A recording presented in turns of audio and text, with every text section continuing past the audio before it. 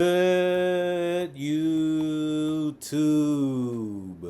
Quinn Wade come to you with that hot topic basketball analysis on Analysis Playground on YouTube exclusively on there forever.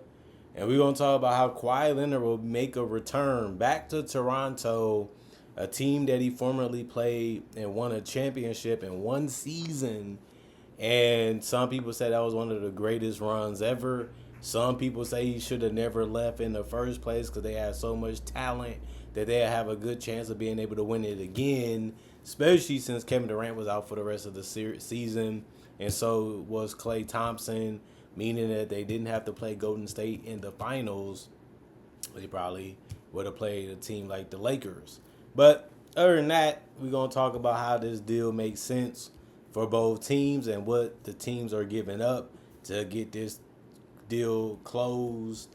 And it is going to probably get some extra pieces because it's not fully final. But the Raptors and the Clippers are finalizing the trade of Kawhi Leonard for Brandon Ingram and Gradey Dick. Also, 2 first-round picks and 1 pick swap and 2 second-rounders. Now, Kawhi Leonard is coming off a season where he was just dominant and was showing everybody that he still is one of the best players in the league. He hit a couple game winners. He ended up giving you 27 points per game, 6 rebounds, and 3 assists. He also did shoot 50% from the field on 19 attempts a game. He also shot 38% from 3, 89% from the free throw line on 6 attempts a game. He also gave you 6 rebounds with 1.9 steals. He only committed 2 turnovers a game, which is high for him. And then he also only committed 1.2 personal fouls, which is basically none every single game. He's on the 20-point streak the last couple seasons, and he did play 32 minutes a game last year. Not only that, he is getting closer to 20,000 points and things of that nature, and he is 35. His birthday was yesterday. He's 6'6", 225 pounds, which is really good when it comes to his body. He is healthier. He does have a whole off season currently that he can use as a way to get even healthier because he got eliminated in the play-in tournament, which means they do have more time because they didn't make the playoffs to rest their body since their season ended earlier and the off season also started earlier. Of course, he has to move all his stuff and find a place to stay since he's going to a different city. But Kawhi Leonard also ended up earning an All-NBA second team honor and was placed 7th in MVP voting this past season. The Clippers did finish above 500 though when they finished 42-40. But like I said before, they was eliminated in the play-in tournament. Kawhi Leonard immediately will be eligible to sign the extension worth up to $123 million over 2 seasons with the Toronto Raptors if they want to get that done, since he is a guy that's going to be available to leave again in free agency if they don't. The Raptors were able to retain R.J. Barrett and Emmanuel quickly as a part of a trade. Preference was instead to include Ingram. Ingram signed a 3-year, $120 million extension himself, but it was in February 2025, shortly after he was traded from the Pelicans to the Raptors. Brandon Ingram has at least 2 seasons remaining on the contract, which is after this season coming up. He'll basically be a free agent not too long after this season.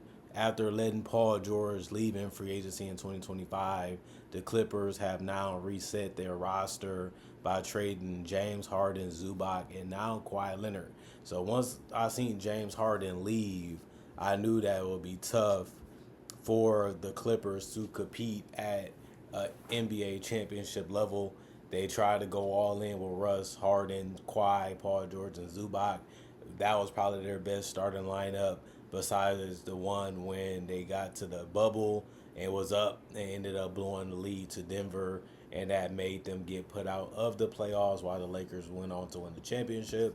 And most people had them as the favorite, and Kawhi Leonard was healthy throughout that entire run and never was really healthy after that. And then this season, where he actually was healthy, it just didn't matter because they didn't make it to the playoffs anyway. So Brandon Ingram, people do forget, he was an all-star as well this past season. The difference is he's a 6'8", 190-pound small forward, can play a little bit of the power forward, not known as a great defender. Let me go ahead and put that out there.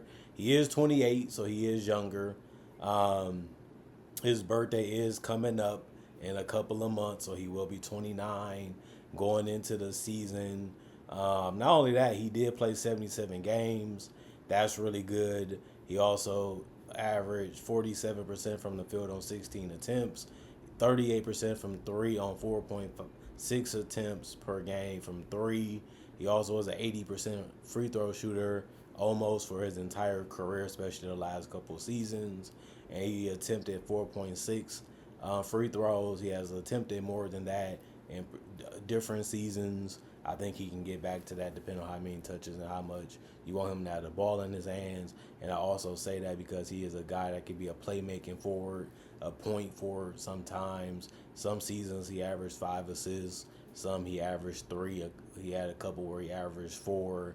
He also gave you a 5 rebound, so he can help you there as well. And he also doesn't foul that much, but he did turn the ball over quite a bit the last couple seasons. And then he showed you that he can still be a 20-point scorer for you. You give him the ball, he can put it in the basket. And that's something that you definitely got to give him credit on. And not only that, Gradey Dick is a person that people are not really high on, but he is a guy that can score by shooting the basketball and putting it on the floor every once in a while. Not the most efficient guy. He's shown that he can knock down the three, but last season not much of a case. He played the most games in his career, which was 76. Last year, only started 1, though, out of the 76 games. He took 5 attempts a game from the field, but only made 41% of them. 2 3-pointers a game, he only made 30% of them. 87% from the free throw line on 1 attempt a game was the highest percentage he ever shot in his career. He also did rebound a little bit and also gave you 6 points. He did show you, though, that he can, be a quality player. He's 22, 6'7", 200 pounds. Not the greatest player ever, not the quickest player ever, not the greatest shooter ever. And you can take away his space, and it makes it tougher for him to score. Other than that, you just want him to be a guy that's, if he's open, make the right pass and try to shoot the ball if he can, or just if they close out too hard, try to find a way to float or get it to the basket, hit a free throw. Other than that, they had to include the picks to make sure that the Kawhi Leonard trade happens. I think that's giving up a lot when you look at giving up Ingram and Gradey and a couple picks as well. But that's just how good Kawhi Leonard looked last year, that they do feel like if we get this guy, he's going to take us to the next level. And they do have Scotty Barnes still. He wasn't included in this trade. They do still have a decent bench with Kylie Murray, Boyles, and those guys. We got to see what happens to Mamu. Will he stay? Now it most likely means he's going to leave. But if he doesn't, you can still have a team that definitely should be in the playoffs. I don't know why Kawhi Leonard wanted to go back to Toronto. Yeah, they made it to the playoffs last year. And yeah, he is an upgrade over Brandon Ingram. But at the same time, I don't see Toronto competing for any championships anytime soon, even with the addition of Kawhi, unless they make another move. I mean, they got Jakob Poeltl, they got Scotty Barnes, they're going to have Kawhi, they're going to have RJ, they're going to have Quickly possibly as their starting lineup, and they are going to bring back Shed, who was a good piece off the bench as well. So they can go 8, 9, 10 deep with quality players. They have shown that the last couple seasons, and it just shows you the things that you have to do to build a competitive roster. I mean, they won 46 games last year. Not only that, they still got Jamison Battle. They still got guys like Jonathan Mobo. They also got guys like Jacoby Walter, who are still developing and they're still trying to find themselves. in the NBA. But this trade came out of nowhere, even though it was rumors that Kawhi Leonard was going to be gone. You look at his age, you look at his health over seasons, not including this one, and you just realize, like, if we're not winning the title or we're not getting closer to competing for a title, we might as well just go ahead and get what we can get for him and just let him walk, because he can just become a free agent next season anyway and leave for nothing. So they got what they can get from him, and it's better than just letting him make a decision to leave to another franchise, and then you just stuck with salary cap, trying to get the next star, or just bottoming out trying to draft the next star.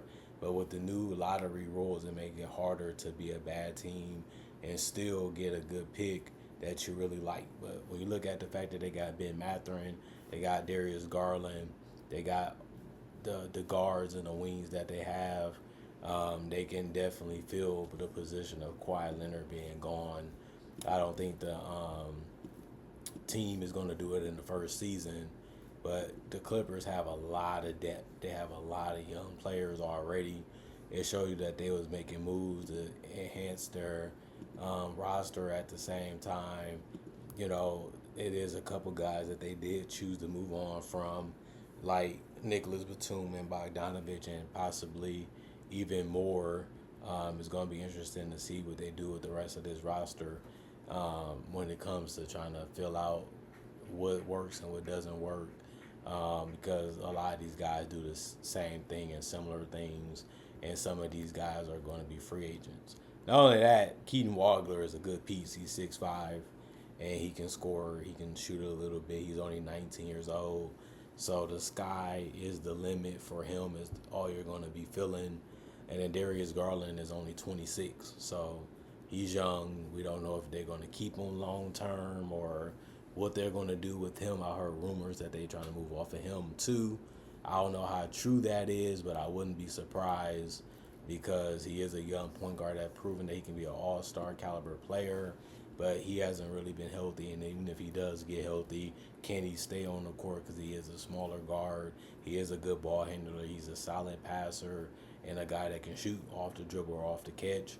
So yeah, he brings some type of value to the game with those type of skills. That's the type of skills you want your players in the modern era to have, and Darius Garland possesses those. And then Ben Mathurin is just a strong guard that can get to the basket, knock down the jumper, get out in transition, and just get to the free throw line whenever he wants, because he's just that good with his handle and with his driving ability and his ability to keep you off balance as a scorer. But that's all I really have to say, is that Kawhi Leonard is gone. We'll see what the picks turn into in the future, and the Raptors feel like he's still the guy for them. They like him as a person. They like his work ethic. They like him as a mentor, and they just feel like giving up Brandon Ingram, giving up Gradey Dick is not better than having is not better than having Kawhi Leonard. We'd rather have Kawhi Leonard than those guys. So they bid on it real quick. It was some people that was really interested in getting them. It was people really interested in trying to find a way to get a trade done. But the Raptors got it done first, and now he's out the door. And now we see what the Clippers do in the future, and we'll see how much he helps the Raptors. I think the Raptors have more moves to make now that they have Kawhi Leonard. They're going to have a tough team to score on with him and Scotty Barnes in that backcourt. Obviously, it'd be better if they had a better rim protecting center, but now they just got a standard one, which is Jakob Poeltl, who can block a shot and rebound. He's just not great at it. He's just not elite at it at this point in his career, and possibly even in the future as he's getting older as well. But they have a lot of things to do to this roster to make it more competitive and to get them back into championship contention before Kawhi Leonard gets too beat up or too old. Other than that, comment, like, subscribe, share, hit that notification bell to get the analysis when it first come out. Y'all stay blessed up. Y'all stay good. Peace. And I'll see y'all later today, hopefully with more analysis once free agency opens and becomes official. We know a lot of people are going to be moved and a lot of people are going to be signed. to give them another chance of doing what they want to do with their roster, whether that's rebuilding, retooling, or restructuring their roster to fit or change it, for the organization likeness or even the coaching staff. Other than that, I'll see y'all when I see y'all.